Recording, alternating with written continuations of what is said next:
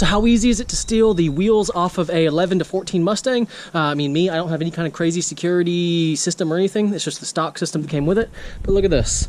As you jack up your car to take off the wheels, let's see, the thieves are going to get right there. Wheels are almost off the ground. Without it even being off the ground.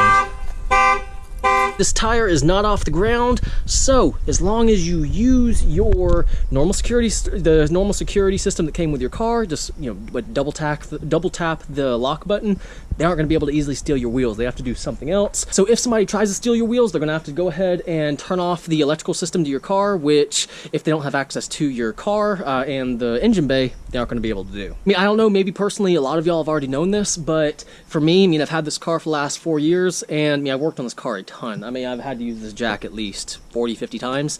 I mean, I've never jacked it up with the security system on, but as I was fixing my panhard bar, it just randomly went off, so I figured I'd let y'all know. No need to be paranoid about parking outside as long as you have your alarm system on. But guys, I really do hope you enjoyed this video. If you did, please like and please subscribe. And as always, have a great day.